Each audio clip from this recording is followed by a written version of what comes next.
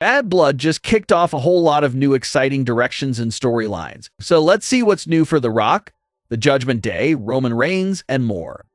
Starting things off with what's new for the Judgment Day was something we discussed earlier in the week, but they strongly hinted that Liv Morgan had something up her sleeve on the Raw before Bad Blood, where Finn said that he took care of the business that Liv and himself were discussing.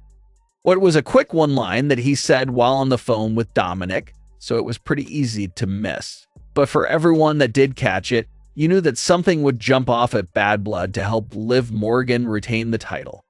So the popular community theory was that Finn locked in Raquel to return at the event to ensure that Liv Morgan retains her title. And the community ended up being spot on, because that's exactly what happened. Dominic was first hanging up in the cage and then hanging off the cage by his leg, just completely useless to help Liv Morgan in that moment. So that is when Raquel came out to assist and save her longtime friend Liv Morgan by attacking her other longtime friend Rhea Ripley. But there was a pretty noticeable botch there as well. Raquel pulled off the attack on Rhea Ripley quite literally in front of the referee's face. And this was a standard match, so the referee had to call for the bell and end the match in a disqualification. But after Raquel is done with her attack, she places Liv on top of Rhea as if to go for the pin. And it created an awkward moment because the bell had already rung and the match ended due to disqualification. So reports claim that there was some mistiming there and how Raquel's full attack was supposed to be out of the referee's view, and then place Liv on top of Rhea for the pinfall victory. But since the referee saw everything unfold, they had to improvise and switch the finish up. Now, the finish change is pretty significant because Liv was supposed to get another pinfall victory over Rhea Ripley at Bad Blood, but it goes down in the history books as a disqualification title retain. So that part got a bit screwy there, but either way, it's a new interesting direction for the Judgment Day and Liv Morgan. It seems like Raquel will be the new bodyguard and enforcer for Liv Morgan, which also basically means that Raquel will officially be welcomed into the Judgment Day as a new member. So if Liv was already running her mouth before, Raquel standing in front of her and protecting her should give Liv the freedom to act out even more. It makes sense why Raquel would save Liv Morgan and agree to this job. Liv was her tag team partner. They won gold together and did so much things together. But what Raquel's character doesn't really know yet is that obviously this is a much different version of Morgan. This is not the same woman who she teamed up with all those years ago. Liv is a completely changed person, and it'll be interesting to see if Raquel gets along with the new Liv Morgan or if Raquel is a bit taken aback by Liv. Maybe Raquel is expecting her reunion with Liv Morgan to be the way their time together was in the past, an equal tag team effort. But Raquel will probably learn over time that Liv isn't really doing anything for her, besides just using Raquel for her own personal protection. So that could be more of a long-term direction for the story, that Raquel will wake up deep down the line and realize she's being used by Liv Morgan and nothing more.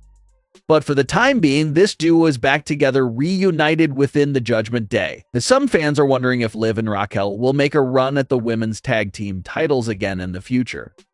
Liv's hands are already quite full being the women's world champion, but since the Judgment Day already has the men's tag team titles, it would be pretty insane if they capture women's tag team titles as well.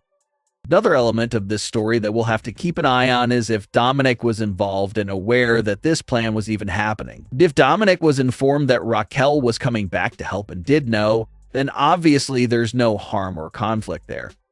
But if this was a secretive plan strictly between just Finn and Liv, it looks like we can expect Dominic to make a little fuss about why he wasn't involved in the planning. And if that does turn out to be the case, that could be the very first small crack being shown between Dominic and Liv's trust for each other. Speaking of spot-on community guesses and theories, fans were right again when they said that The Rock could return at the Bad Blood event. This whole situation actually started with the return of Jimmy. Jimmy had been out of action since April after being taken out by Solo, so he appeared in this moment to help Roman and Cody win the match. And while Roman and Jimmy were walking out, Cody was about to get jumped again, so Jimmy convinced Roman to go help Cody. After that help and assistance was delivered, The Rock came out to make his own big return and first appearance since April. The Rock didn't say or do anything during his return. It was more of a return to let everyone know that he's back and how he also just saw everything that went down. Rock did go on Instagram Live following his return and made some very vague remarks about where his character mindset is at right now. He said that everyone wants to know if he's happy, upset, or somewhere in the middle. The Rock didn't give a direct answer and instead said that he was feeling lots of different things from what he saw out there in the ring. But he also said that a lot of nonsense has been happening in the past 6 months. And that line is probably the most interesting one he dropped, because what does he mean by that? Everyone assumes that The Rock and Solo are on the same side of the battle, considering that they're both heels, but for The Rock to take a shot at the events of the last 6 months that was all basically Solo taking over, is The Rock hinting at the idea that he doesn't like what Solo has been doing either. Things are very vague there, and understandably so. The Rock isn't going to give us straight answers on an Instagram Live session. Those answers will all likely come on television in the future. So with The Rock making his return at this event, fans are curious on where exactly does this lead in terms of The Rock's next appearance and match. Now, is this a good sign that The Rock will compete or at least appear in some fashion at Survivor Series? The big fan theory is that we'll see a Bloodline versus Bloodline War Games match at Survivor Series. So could The Rock appear there in that battle in some fashion? The other big rumor at the moment is that WrestleMania 41 Night 2's main event will be a triple threat match with The Rock, Cody Rhodes, and Roman Reigns.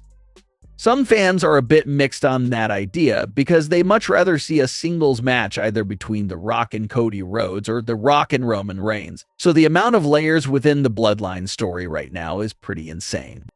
You have Roman and Jimmy finally reuniting with each other. You have Paul Heyman and Jay on the way as well. You have Solo and everything he has going on right now with his group. And now you have The Rock coming back, and at least at this very moment, he's looking like a Bloodline free agent. He didn't really say anything negative or positive about either side of the Bloodline, so where will he stand at? So will he go to Solo's side or stay more independent away from both sides of the family war? That's going to be the real hook there that we'll have to tune in for. So the returns of The Rock and Jimmy weren't the only big things happening at the end of the event. Fans that were outside in the parking area after the show got to see what pretty much was like a post-credit scene for the Bad Blood event. Kevin Owens and Cody Rhodes were exchanging some words outside of Cody's tour bus when all of a sudden, Kevin just unleashed a brutal attack on Cody out in the parking area. Fans were extremely confused on why this heel turn was wasted off camera and not saved for a closing moment of SmackDown. We'll have to see what's their reasoning for that. But as far as the storyline reasoning for Kevin's attack on Cody, it seems pretty clear what it was in regards to. Kevin was already extremely bothered and hurt that Cody was teaming up with Roman, but it looks like the straw that broke the camel's back was seeing Cody also standing side by side with yet another Bloodline member that he has bad history with, which was Jimmy. You gotta remember that Kevin is filled with so much hatred for Roman and Jimmy due to everything they put him through over the last few years. So for him to see Cody, who he considered a brother, just hanging out and vibing with Roman and Jimmy isn't sitting well with him at all. That had to be what instigated his post-show attack on Cody Rhodes. We might have not seen the heel turn happen on television, but we'll surely get the explanation on SmackDown for sure. But what are your thoughts on all of today's stories? Leave your comments below. Don't forget to subscribe with all notifications on and leave a like if you enjoyed. Thanks for watching, guys.